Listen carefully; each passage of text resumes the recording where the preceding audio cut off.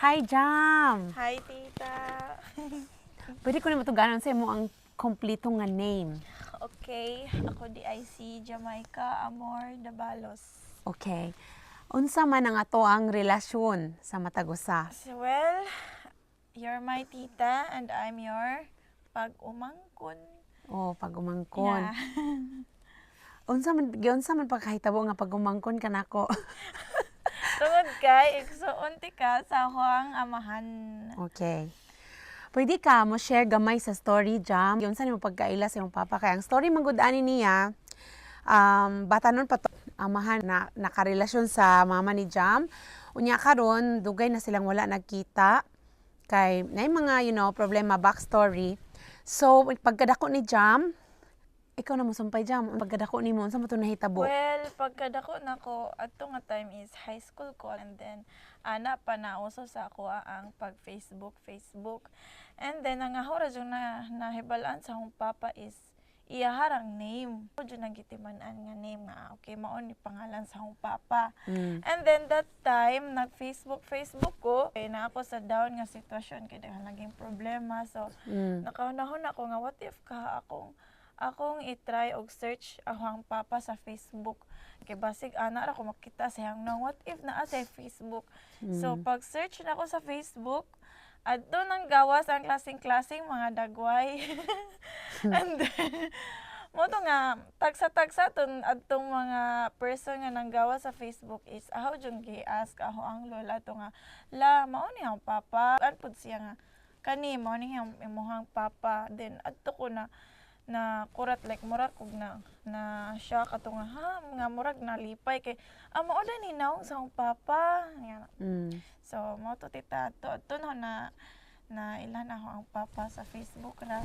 Grabe mong story Jam no nya kami nagkabaluman mi nga nay anak akong igsoon sa una pa dugay na kayo nya nay mga problema nga magpakasalon ta sila ing ana unya hapit ra ka sa imong lula sa side sa imong mama dito sa Rosario baby pa ka ning visit mo nya nagpakita nya after to wala na jud mo nagkita so grabe ang story no nya grabe pud dai pud ang dakong tabang aning social media especially diri sa Facebook no nga pwede ka mangita og kanang family nimo kay syempre si Jam nagdako so na need pud siya og kanang mahimong complete ang iyang pagkatao di ba Jam? Yes. Nga dapat makabalo ka kinsa man imong papa asa unsay dagway sa imong papa so that's really a nice story. Yes, tita. Wa po ko nag-expect na nagpasal ko, okay na, di siya account. Then, wala po na ako siya gidit og kanang message kay lagi kanang mura pag kanang naay nakurat pa ko na shock pa ko nga maikog pa ko nga maulaw pa ko nga mo reach out sa akong papa. Then mo to sige na lang kog stalk niya tanaw siyang naong tanaw siyang profile.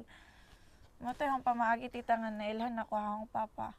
Unya mo pud nagka-reconnect pud mi ni Jam. Naanak ko diri dito na time unya pagkabalo na ako na excite ko nga hala ang anak ni sa akong isa ka igsuon ma-meet na gid namo. Mo to nagmita di ba pag uli na mo dito sa Pilipinas at 21. So salamat sa imong pag-share sa imong story Jam. I know nga kung imong handumon sa imong childhood nga wala ka nagdako nga na imong papa, murag sakit pero that's part of the past and you're here gapadayon ang Ginoo nga nag-atiman nimo, di ba? And mo na nga adto na ta paingon sa next nga question. Jam, unsa imong pagtuo sa una sa gamay pa ka like church, what kind of church nagsimba to nga time? Sa katong gamay pa ko is Katoliko ko tita tungod kay nagdako ko sa akong lola ho akong lolo which is mga Catholic. And then katuhang lolo ato nga time tong bata pa ko tig-organ siya sa Catholic Church. So mo to siyang bata pa ko Katoliko until nga nagka-grow ang mind bitaw kanang nakita na ko nga bisag active mi sa Catholic Church naa joy pagkulang inig abot na mo sa gawas walay kabag-uhan kay maski active ang lolo magsigig kahubog ingana and then kanang ang lola initog ulo magsige silag away which is wala jud gipatunga ang Ginoo sa amo ang panimalay which is naa joy ko lang until nga tong high school ko na nag-invite nako nga youth which is Christian and then kahinumdum ko ya kanang baptist ano hinumduman, and then invite ko sa iya ha. So ning accept ko, ning attend ko silang church. Pero nana pala ini-invite nako. Ang sunod na sad nag-invite nako is Pentecostal. Yeah, and then ana nga Pentecostal church is naadi ay amigo sa hang lolo nga pastor. Pastor, ila mo ani hang lolo nga na. So nakaila siya, so akong gi-encourage hang lolo nga. Lo kanang naisimbat ato kay naay mong kuan dito ka ila nga pastor. So kapasalamat ko sa Ginoo ana kay ning kuyog hang lolo until lang nakauyon siya sa simbahan sa Pentecostal church. So ana nagsugod nga nay murag anam-anam og kabag-o ginagmay Ang imong life pasabot nimo. sa hang life pod pag humansad sa Pentecost pag namatay hang lolo, so ang pastor pod nga ang iyang amigo is namatay sa tita, so murag na putol amuhang pag-connect sa ana nga church nga Pentecost kaya ang lola nag-decide na sad nga mo try na pod ani nga religion which is ang Assembly of God. So mao na ako ang na kanunayng simba sa Pinas. Okay. Until karon. Oh, that's Mauna- good. mauna. Yeah. Kabalo ka na Assembly of God. So, grabe ang journey nimo jam, no? So, unsa man ang imuhang stand? Ang akong question, imo na bang gidawat ang Ginoo or naa na ba kay relasyon niya? Yes, tita. Mao jud na- Naka-remember ka o kanos ato na hitabo? Yes. Pero no question. No question nga, langit gid ang imong paingnan kay ngano, you already have relationship with Jesus. So gidawat na nimo siya bisan maingon ta nga buhaton ako tanan para sa Ginoo, akong sundon ang iyang gisulti. As tao, dili gyud ta ma-perfect. Pero unsay nakanindot kay natay Kristo, si Jesus, kinsa man siya, nagpakamatay siya sa cross para maluwas ta. So pasabot, dili ang atong maayong buhat ang makapaluwas nato, makapadto sa langit. Kaya naman dito life after death, motuo man miya na. So ang nakapahilangit na to is ang pagdawat ni Jesus kay tungod sa iyang gibuhat sa cross, napasaylo ta niya.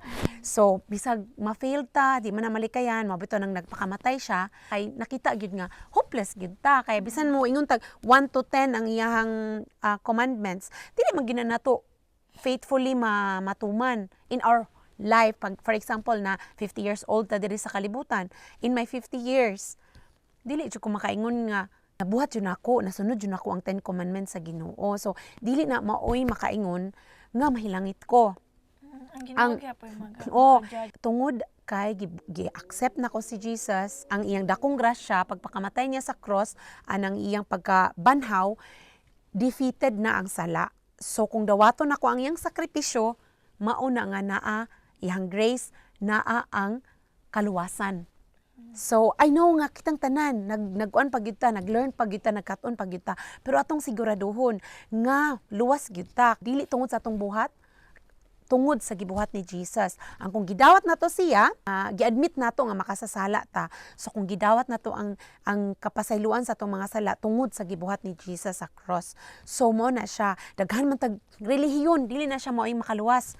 Mingon tag member ko ana mo nang makatungkog langit. No. Kaya wala nagisulti sa Bible nga kung magpa-member ka ani nga iglesia, magpa-member ka ani nga church, manluwas ka. Si Jesus lang. Kay gingon sa Bible, Jesus is the way, the truth, and the life.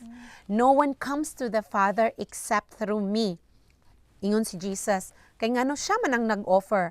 Kay sa una, sa Old Testament, every time makasala sila, na sila sin offering. Anong sa man nilang gibuhat? Ang pinaka-nindot nga hayop, pinaka like ram or sheep, ang pinaka-healthy mo nilang i-offer sa Ginoo.